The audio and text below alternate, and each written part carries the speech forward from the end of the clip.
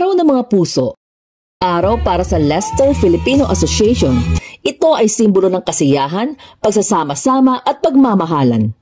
Nagsimula ang pagkakakilanlan noong nakaraang kampanya.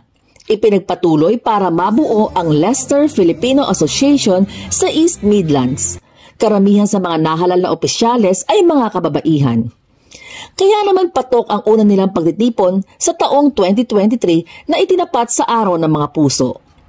May mga talentong nakiisa, kabilang si Roth She Ambos, Don't make me lose one more time.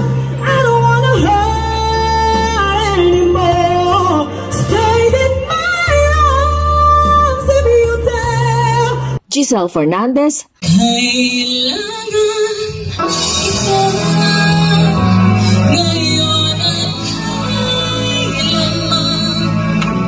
at Grace Fernandez.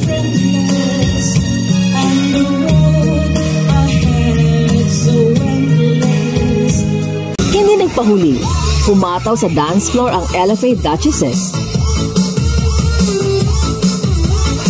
At ang host ng event na kinagigiliwan ng marami, si Jollity. Filipino Association of United Kingdom. Charity. Suportado din ang event ng British vlogger at #1 Pinoy supporter na si Malcolm Conlan. Maraming salamat for your support. You know, I think Pinaunahan naman ni Grace Madrid Fernandez, presidente ng KBL UK, ang pagtatalaga ng mga opisyales ng LFA. It is a great honor to be here in Leicester and chosen to be the inducting officer and special guest of Leicester Filipino Association.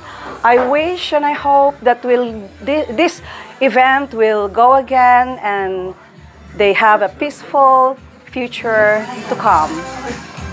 Para kay Yang Kujab Basilio, presidente ng LFA, hindi lang kasiyahan ang hangad nila para sa mga miyembro, kundi pagtulong sa kababayan natin sa Pilipinas. Hi everyone! I would like to thank you all sa lahat ng sumusuporta sa Leicester Filipino Association. Na sana patuloy nyo kaming susuportahan kasi ang mission namin at ang vision ay makatulong sa ating mga kababayan sa Pinas na sa abot ng aming makakaya. Kasama sa plano nila, kaya naman ang nalikom nilang pera ibabahagi sa mga nangangailangan sa Pilipinas. Ngayon pa lang, inaantabayanan na ng mga supporters ng grupo ang kanilang mga susunod pang mga events.